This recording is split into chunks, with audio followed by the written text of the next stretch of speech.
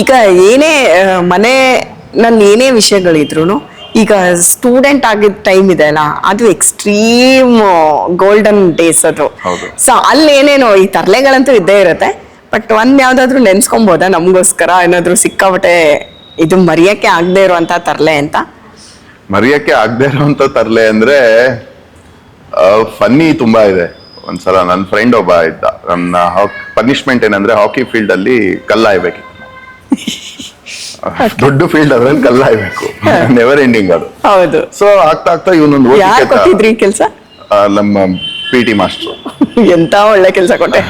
ನಾವಿಬ್ರು ಪ್ರಾಣ ಸ್ನೇಹಿತರು ಸ್ಕೂಲಲ್ಲಿ. ತರ್ಲೆಗಂತೂ ಅವ್ರಿಬ್ರು ಸೇರಿದ್ರಂದ್ರೆ ಏನೋ ಒಂದ್ ಮಾಡ್ತಾರೆ. ಅವ್ನು ಓತಿಕೆತ ಇಟ್ಕೊಂಡ್ ಬಂದ್ಬಿಟ್ಟ.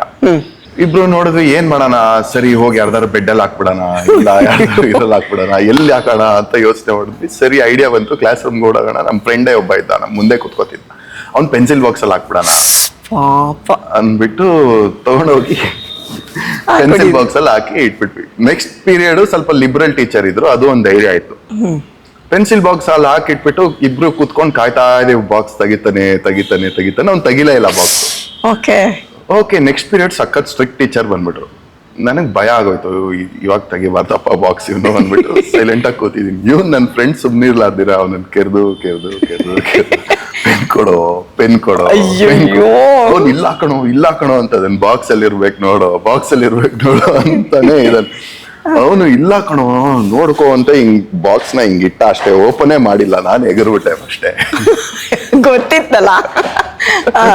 ನಾನು ಎಗರದ್ ಮೇಲೆ ಒಂದ್ ಫ್ಯೂ ಸೆಕೆಂಡ್ಸ್ ಓಪನ್ ಮಾಡ್ದ ಅವನು, 1 ಸೆಕೆಂಡ್ಗೆ ನೋಡಿ ಅಂತ ತೆಗೆದ್ಬಿಟ್ಟ. ಸರ್ ಇನ್ಸೆಕ್ಟ್ ಅಂತ ಅವನು ಗಾಬರಿಗೆ ಏನ್ ಹೇಳ್ಬೇಕು ಗೊತ್ತಾಗ್ತಿಲ್ಲ. ನನ್ ಫ್ರೆಂಡ್ ಹೀರೋ ತರ ಕೊನೆಗೆ ಅವನೇ ಹೋಗಿ ಹಿಡ್ದು ಬಿಸಾಕ್ದ. ಕರೆದ್ರು ನಮ್ಮಿಬ್ರನ್ನ. ಇವನು ಫಸ್ಟೇ ಎಗರ್ದೆ, ನೀನೇ ಮಾಡಿ ಇದನ್ನೆಲ್ಲ ಹಿಡಿಯೋ ಧೈರ್ಯ ನೀನೊಬ್ಬಂಗೆ ಇರೋದು, ನೀವಿಬ್ರೇ ಮಾಡಿರೋದು. ಆ ತರ ಇನ್ನೊಬ್ಬಂಗೆ ಕಣ್ಣು ಶೇವ್ ಮಾಡ್ಬಿಟ್ಟಿದ್ವಿ. ಹೋಗ್ಲಿ ಸೂಪರ್ ಆಗಿ ಕಾಣ್ತೀಯ ನೀನು, ಕದಾ ಕಾಣ್ತೀಯ, ಇದೊಂಚೂರ್ ಶಾರ್ಟ್ ಇದೆ, ಇದೊಂಚೂರ್ ಇದೆ, ಬ್ಲೇಡ್ ಕೊಡಿದೆ ಅಂದ್ಬಿಟ್ಟು ದೊಡ್ಡದಾಯ್ತು ಚಿಕ್ಕದಾಯ್ತು ಅಂದ್ಬಿಟ್ಟು ಇಷ್ಟೇ ಮಿಕ್ಸ್ ಬಿಟ್ಟಿದ್ದಾರೆ. ಅವನ್ ಫುಲ್ ಸೀನ್ ಆಗೋಯ್ತು. ಒದೆ ಬೀಳತ್ತೆ ಅಂತ ಗೊತ್ತಾಗೋಯ್ತು. ಎಲ್ಲ ಬಂದು ಹೇಳ್ತಾರೆ ಪಕ್ಕ ಒದೆ ತಿಂತೀರಾ, ಅವನು ಎಲ್ಲಾರ ಹತ್ರ ನೋಡ್ತಾ ಇದ್ದಾನೆ ಅಂತ. ನಾನೇನ್ ಮಾಡಿದೆ, ಅಲ್ಲಿ ನಮ್ದು ಬಾತ್ರೂಮ್ ಇದ್ರಲ್ಲಿ ಇಜ್ಲು ಇತ್ತಲ್ಲ, ಇಜ್ಲು ತಗೊಂಡು ಕೆರ್ದು ಮ್ಯಾಚ್ ಮಾಡಿ ಹೋಗ್ತಾ ಇದ್ದೀನಿ. ಅವನೊಂದ್ ಸ್ವಲ್ಪ ಪೂಸಿ ಹೊಡೆದು ಇವನೇನ್ ಮಾಡಿದಾನೆ, ಹಂಗೆಲ್ಲ ಸರಿ ಹೋಗಲ್ಲ ಅಂತ ಮಾರ್ಕರ್ ತಗೊಂಡ್ಬಂದು ಅದನ್ನ ಹಿಂಗ್ ಮಾಡ್ಬಿಟ್ಟಿದ್ದಾನೆ. ಪ್ರೇಯರ್ ಒಳಗ್ ಬಂದಿದ್ದಾನ ಅವನಂಗೆ. ಎಲ್ಲರೂ ಅವತ್ತು ಹೆಂಗಿರ್ಬೇಡ ಅದು, ಅವತ್ತು ಬೇಜಾನ್ ಬಿತ್ತು. ಆತರ ಎಕ್ಸ್ಟ್ರೀಮ್ ಕೇಸಸ್ ಆದಾಗ ಮನೆಗೆ ಕಳ್ಸಿದ್ದಾರೆ 3 times. ಇದೆಲ್ಲ ತುಂಬಾ ಸಿಲ್ಲಿ ಒದೆ ತಿಂದು ಸುಮ್ನಾಗ್ತಿದ್ವಿ. ಎಕ್ಸ್ಟ್ರೀಮ್ ಕೇಸ್ ಒಂದೇನಾಗಿತ್ತು, ಈ ಡೈಲ್ಯೂಟೆಡ್ ಪ್ಲಾಸ್ಟರ್ ಆಫ್ ಪ್ಯಾರಿಸ್ ಬರ್ತಾ ಇತ್ತು. ಅಲ್ಲಿ ಯಾವ್ದಾದ್ರು ಕನ್ಸ್ಟ್ರಕ್ಷನ್ ಆಗ್ತಾ ಅದನ್ನ ಸಿಕ್ಬಿಟ್ಟಿತ್ತು ನಮ್ಗೆ. ಅದನ್ನ ಇಟ್ಕೊಂಡು ಫುಲ್ ಮುಖಕ್ಕೆ ಹಾಕೊಂಡು ಕುಂಕುಮ ತಗೊಂಡು ರಕ್ತದ ಕಣ್ಣೀರು. ಸೊ ಸ್ಟಡಿ ಅವರ್ಸ್ ಅಲ್ಲಿ ಒಬ್ಬಂಗೆ ಚೆನ್ನಾಗಿ ಕೂತ್ಕೊಂಡು ಹೆದರ್ಸ್ಬಿಟ್ಟಿದೀವಿ. ಇಲ್ಲಿ ಹುಣ್ಸೆಹಣ್ ಮರ ಇದೆಯಲ್ಲ, ಅವ್ನ ಹಳೆ ವಾಚ್ಮನ್ ಉಲ್ಟಾ ನೇತಾಡ್ತಿರ್ತಾನೆ, ಹಂಗೆ ಹಿಂಗೆ ಅದು ಇದು. ಆ ಟೀಚರ್ಗೆ ಒಂದ್ಸಲ ಪೊಸೆಸ್ ಆಗಿತ್ತು, ಏನೋ ಬಕ್ವಾಸು ಬಾಯಿಗೆ ಬಂದಂಗೆ. ಅವ್ನ್ ಫುಲ್ ಹೆದರ್ಸಿ ರಾತ್ರಿ ಇವನ್ ಸಡನ್ ಆಗಿ ಐಡಿಯಾ ಕೊಟ್ಟ, ಬಾ ಹೋಗ್ ಅವ್ನ್ಗೆ ಹೆದರ್ಸೋಣ.